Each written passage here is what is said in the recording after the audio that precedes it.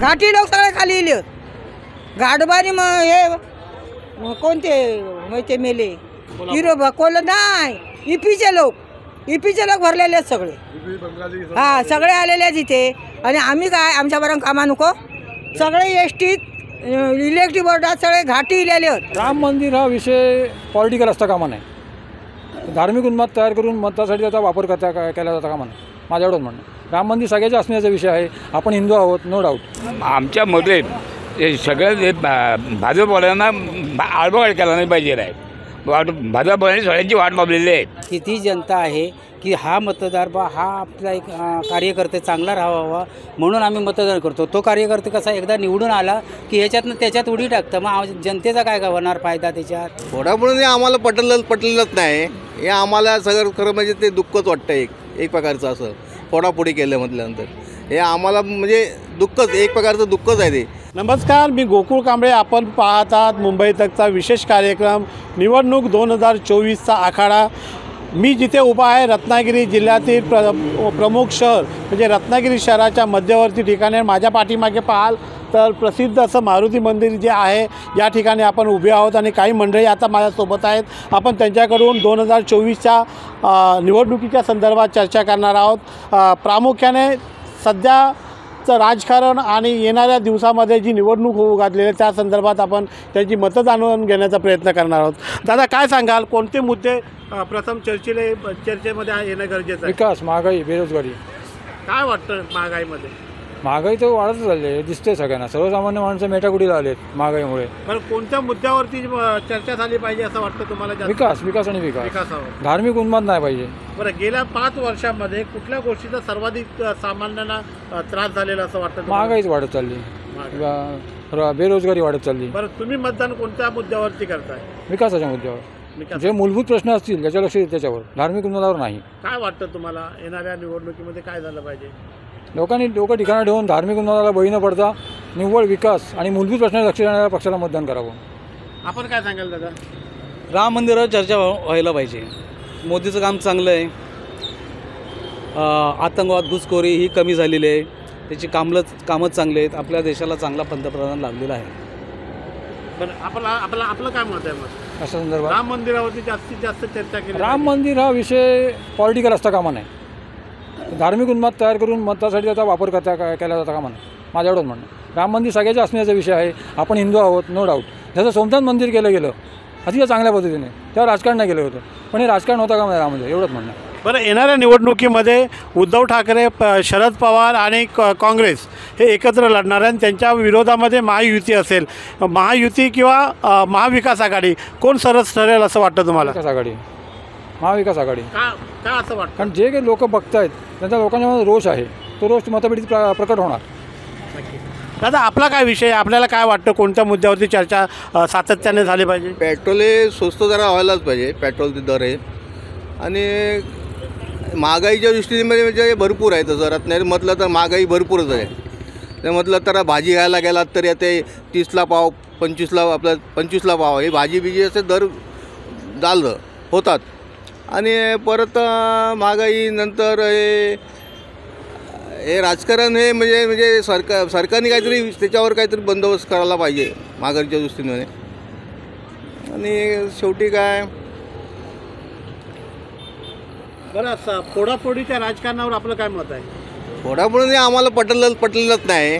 हे आम्हाला सगळं खरं म्हणजे ते दुःखच वाटतं. एक प्रकारचं असं फोडाफोडी केलं म्हटल्यानंतर हे आम्हाला म्हणजे दुःखच एक प्रकारचं दुःखच आहे ते असं आम्हाला वाटतं. सगळ्यांनी एक येऊन सगळं केलं तर आम्हाला भरपूर आनंद होईल. फोडाफोडीचं राजकारण होऊ नये असं आपलं मत आहे का? होऊ नये असं मला वाटतं. फोडाफोडी करू नये एकच. बरं, आपलं काय मत आहे? घटनात्मक पदावर बसलेल्या व्यक्तींनी आपल्या घटनेचा आभ राखला हवा, तर आपल्या पदाचा मान राखायला हवा आणि घटनेच्या चौकटीत काम केलं पाहिजे. कुठल्या पक्षासाठी कुठल्या संघटनेने काम करता कामा नये. म्हणजे नक्कीच त्यांचं म्हणणं आहे फोडाफोडीचं राजकारण होता कामा नये. दादा आपण काय बोलाल का? आपण वयस्कर आहात.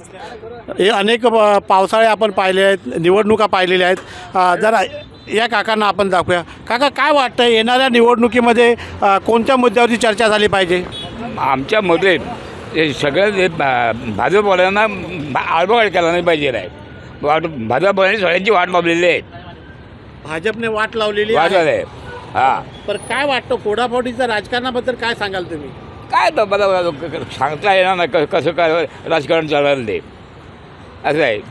तर हे होते आजोबा ज्यांनी खरंच एक वेगळा मुद्दा मांडलेला आहे की जे फोडाफोडीचं राजकारण आहे त्याच्यावरती ते कुठेतरी अंकुश आला पाहिजे असं वाटतं तुम्हाला? हां भाजप आलं पाहिजे ना, आलं नाही पाहिजे. फक्त भाजप कोणी होऊन देत, काँग्रेस होऊन दे, कोणत्याची पक्ष होऊन दे. म्हणजे आत्तापर्यंत 70 वर्षामध्ये असं कुठे झालं होतं का? नाही झालं असं. दादा आपण काय सांगाल का? आपण काय बोलाल येणाऱ्या 2024च्या निवडणुकीमध्ये प्रमुख कोणत्या मुद्द्यावरती चर्चा झाली पाहिजे असं वाटतं सर्वपक्षी? मी सांगू, पहिलं सरकार आलं आपलं, मंत्र्यांच्या पेन्शन वाढल्या, बरोबर आहे, ते वाढू देत, त्यांच्याबद्दल आमचं काय म्हणणं नाही. पण एसटी 30 वर्ष नोकरी करून माणूस भिकारी असेल त्याचा उपयोग काय आहे? 200 300 रुपये पेन्शन, 800 रुपये पेन्शन, 900 रुपये पेन्शन, कुठल्या मुद्द्यावर देता तुम्ही पेन्शन हे लोकांना? हां, मंत्र्याची पेन्शन 60,000 रुपये. आणि 30 वर्ष एसटीत नोकरी करतो माणूस, तो फक्त 229 रुपये 2300 रुपये पेन्शनवर जगतो. कसा जगेल? आत्महत्या करेल तो. गेल्या 5 वर्षामध्ये आपल्याला अति जास्त त्रास झाला असं कुठले मुद्दे आहेत? मेन म्हणजे महागाई झालीच आहे, ती होणारच आहे. कारण का आपलं डेव्हलपमेंट होतं आहे, चांगली गोष्ट आहे. डेव्हलपमेंट होते म्हणजे महागाई वाढणारच. महागाईबद्दल आपला विषय काय नाही. पण जर मंत्र्यांना जर 60 ते 70 पेन्शन असेल, एसटीचा ड्रायव्हर किंवा कंडक्टर नोकरी करतो, 30 वर्षांनी त्याला मिळते 2364 रुपये पेन्शन. बरं, आता तुम्ही मतदान करताना कुठल्या मुद्दे समोर ठेवून मतदान करता? नाही, आमचं असं म्हणणं आहे की जो राज्याचा विकास करेलच, पण गोरगरिबांना पण जवळ घेईल. जे एसटी कामगार आहेत किंवा इतर माणसं आहेत त्यांच्या पेन्शन काहीतरी वाढ करू द्या, एवढी इच्छा आपली, बाकी काय नाही. बरं, फोडाफोडीच्या राजकारणाबद्दल आपलं काय? ते फालतुगिरी झाली आहे सगळी, असं होता कामा नाही. हे दुःख आहे महाराष्ट्राचं. काय आपण एक राहिलो पाहिजे तर पक्ष राहील ना नीट. स्वातंत्र्य भारतानंतरच्या इतिहासात आपल्या असे पहिलं पंतप्रधान आहेत त्यांनी एकही पत्रकार परिषद घेतलेली नाही आहे. त्यांची घ्यावी अशी विनंती आहे. म्हणजे पत्रकार परिषद घ्यावी त्यांनी. लोकशाहीचा 4था काम आहे पत्रकारिता, आणि त्यांनी आतापर्यंत एकही पत्रकार परिषद घेतलेली नाही आहे. त्यांची घ्यावी अशी विनंती आहे. म्हणजे नागरिकांचं असं म्हणणं आहे, मतदारांचं असं म्हणणं आहे की प्रथम म्हणजे देशाचे जे पंतप्रधान आहेत त्यांनी एक तरी पत्रकार परिषद घ्यावी असं त्यांचं म्हणणं आहे. आज आपण रत्नागिरीच्या नंतर राजापूर शहरामध्ये दाखल झालेलो आहोत. रत्नागिरी जिल्हा आणि सिंधुदुर्ग जिल्ह्याच्या मध्यवर्ती ठिकाण म्हणजे राजापूर शहर. राजापूर शहराला एक ऐतिहासिक वारसा लाभलेला आहे, तो म्हणजे छत्रपती शिवरायांच्या पदस्पर्शाने पावन झालेल्या भूमीमध्ये आपण आहोत. आणि इथूनच अनेक ज्या निवडणुका ज्या आहे, ज्या लोकसभा म्हणा किंवा विधानसभा म्हटलं तरी इथूनच निवडणुकीचे बिगुल वाजतात, इथूनच निवडणुकीला सुरुवात होते, इथूनच प्रचाराचा नारळ देखील फुटतो. आणि याच मतदारसंघामधून आपण आता चर्चा करणार आहोत की येणाऱ्या 2024च्या निवडणुकीमध्ये नेमके कोणते मुद्दे घेतले पाहिजेत. माझ्यासोबत ह्या आजी आहेत. आजी, मला सांगा, निवडणुकी जी होणारी आता निवडणूक आहे यामध्ये सर्वात जास्त मुद्दा कोणता राहील? काय सांगाल तुम्ही? मुद्दा राहिलं काय म्हणजे आता महागाई काय झाली आहे, आमका टकलीवर करून कशी झालेली आहे. पैसा आमच्या ज्या आता तो खाता नाही ते काय मिळत नाही. तेव्हा ह्याच्या पुढे आहे महागाई स्वस्त झाली तर आम्ही कोणाक मत देणारच नाही कोणाक. महागाई जो कमी करेल त्याला हां, त्याला म्हणजे प्रमुख तुमचा मुद्दा आहे महागाई. महागाई. पण सध्याचं राजकारण तुम्ही पाहताय. होय, काय अर्थ नाही. काय वाटतं त्या राजकारणाबद्दल? त्या राजकारणामध्ये अजिबात काय बोलायचं असं नाही वाटतं. काय बोलायचं नाही त्याला. बरं, फोडाफोडीचं राजकारण कसं चाललेलं आहे? आज ह्या ह्याच्यात बोलतो तो त्या ह्याच्यात बोलतो तो उद्या त्या ह्याच्यात बोलतात. म्हणजे एक कोण मुख्य बोलत नाही काय. बरं, तुम्ही ज्यांना निवडून देता तेच जर समजा पक्षांतर करतात, दुसऱ्या पक्षामध्ये जातात, त्याबद्दल आपलं काय मत आहे? मग तेच नको आहे आम्हासनी.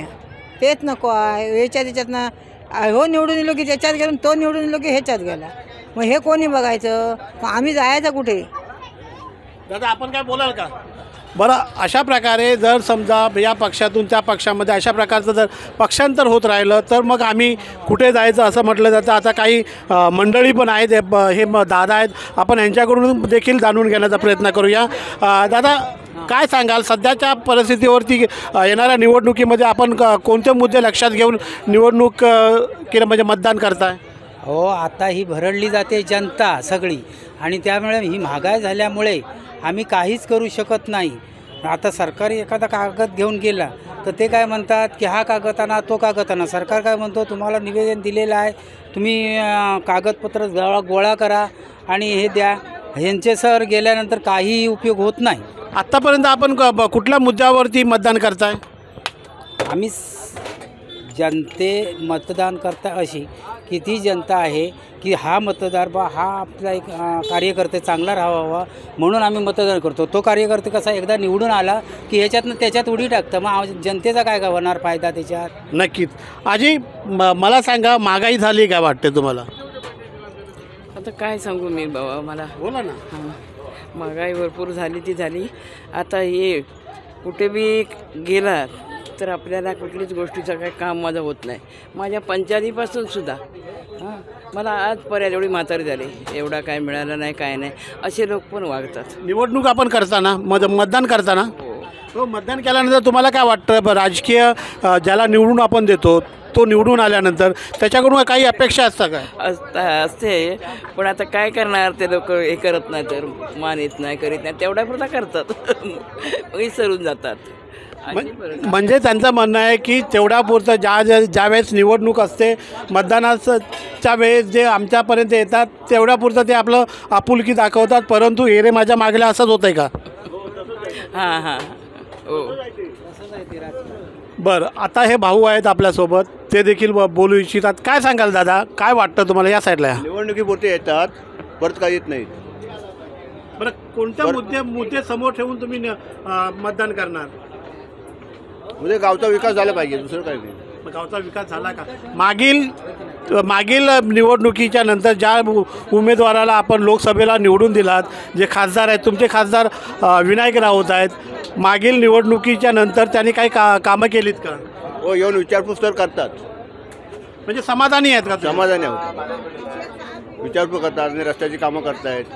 पण सध्याच्या राजकारणावरती जे फोडाफोडीचं राजकारण त्याच्यावरती काय बोलाल का? ते सर्व पैशाचं राजकारण आहे, त्याच्यामध्ये काय अर्थ नाही आहे असं आहे ते. म्हणजे माणसाचा आत्मविश्वास त्यांनी घालवून टाकला. बरं, या भूमीमध्ये असं म्हटलं जातं की इथूनच निवडणुकीला सुरुवात होते. रत्नागिरी आणि सिंधुदुर्ग जिल्ह्याची प्रमुख म्हणजे शहर राजापूर आहे, इथूनच जी सुरुवात होते. मग इथून ज्या सुरुवाती होतात त्याच्यानंतर नेमकं काय घडतं राजापूरमध्ये? नेमकं काय घडतं आता इथून निवडून आम्ही आमचे आमदार वगैरे देतो निवडून, ते असतात आमच्या संघाचे, पण ते पुढे गेल्यानंतर ते पार्लमेंटमध्ये बदलतात सर्व तिकडे. खासदारांच्या बद्दल आपलं मत काय? समाधानी आहेत का त्यांच्या कामांमध्ये? हो, खासदारांमध्ये समाधानी.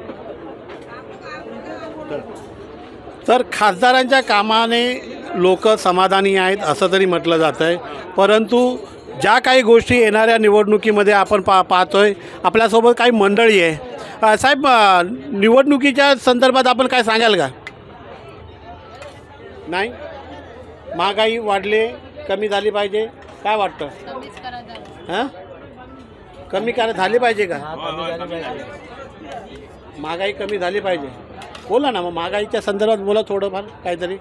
बरं, तुम्ही घरामध्ये रेशन आणता, महागाई आहे का वाढलेली आहे की महागाईच राहावी असं वाटतं तुम्हाला?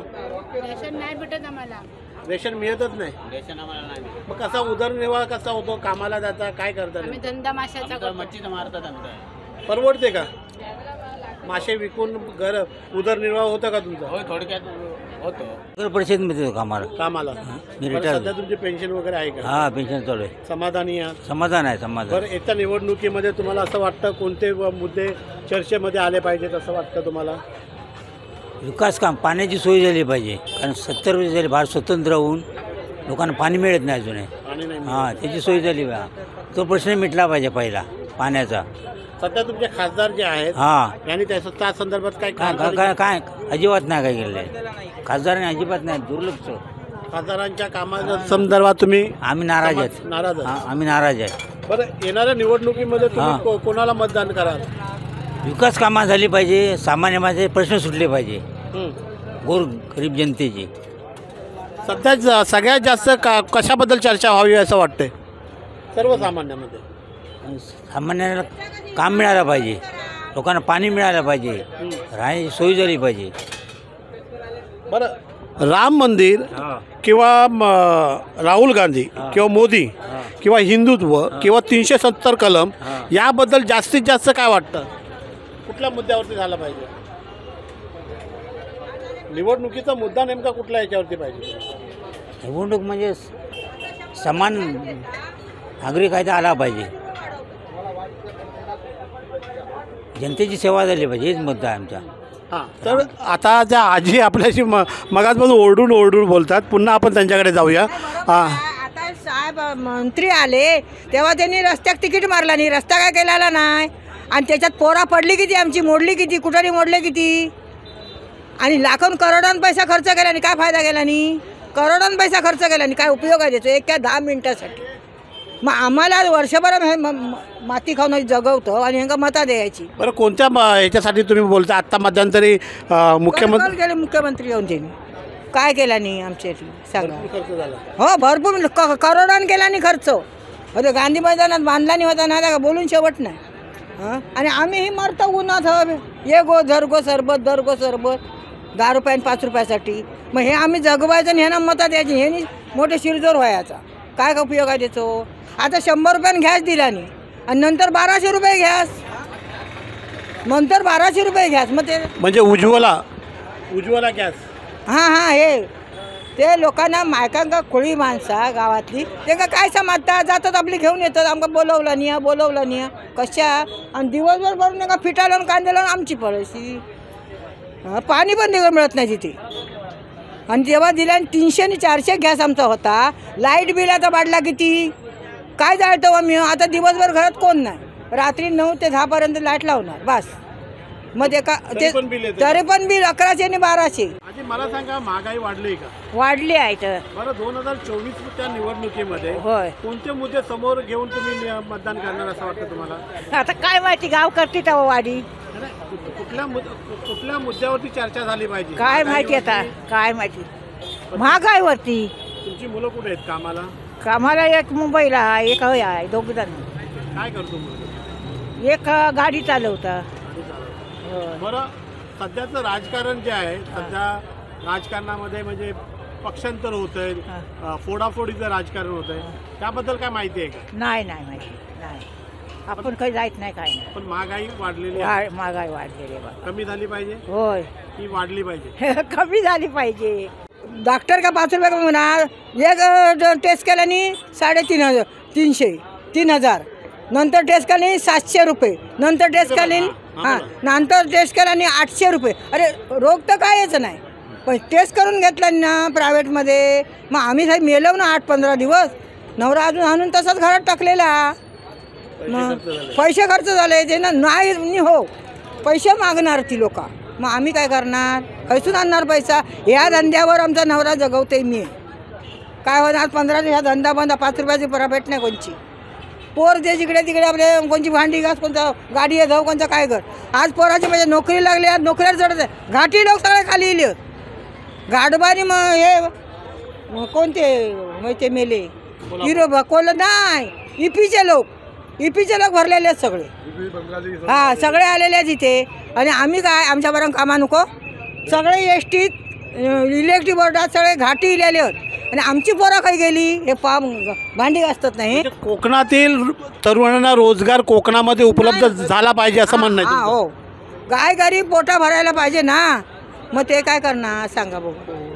गाय गरिबांना नोकरी ना. आज माझा वर्गा नोकरीत चढलेला, अजून त्याला बोलावणं होत नाही एस टीमध्ये. आणि घाटी लोक सगळे इल्यात. ही परा माझी गाडी ठोकला नाही होय, तैसून काय गरज आहे काय ठोकायची? गाय गरिबाक सांभाळून घ्या सभा की नको. म्हणजे मुद्दा शेवटी तिथेच येतो की रोजगार हा उपलब्ध झाला पाहिजे. कोकणामध्ये रोजगार आले पाहिजेत आणि रोजगारावरतीच इथली मंडळी स्थायिक इथेच झाली पाहिजे. कारण बऱ्याच वेळ असा आहे की बऱ्याचदा कोकणातील जो तरुण वर्ग जो आहे हा विस्थापित होत असतो. इथून म्हणजे कोकणातून तरुण वर्ग मुंबई पुणे या भागामध्ये नोकरीनिमित्त जात असतो, परंतु इथेच जर त्याच्या हाताला काम मिळालं तर मात्र हा तरुण वर्ग इथेच थांबेल आणि इथेच आपला व्यवसाय करेल किंवा जो रोजगार उपलब्ध झाला तर त्याच्यावरती त्याला इथेच नोकरी मिळेल। यासाठी सरकारने पावलं उचलणं गरजेचं आहे, कारण कोकणामध्ये अशा प्रकारचे रोजगार आले पाहिजेत। कारण इथला जर समजा रोजगार आला तर इथला तरुण वर्ग इथेच थांबेल, तो विस्थापित होणार नाही। हा देखील मुद्दा चर्चेमध्ये आला पाहिजे असं सर्वसामान्यांचं मत आहे। मुंबई तकसाठी गोकुळ कांबळे, राजापूर, रत्नागिरी।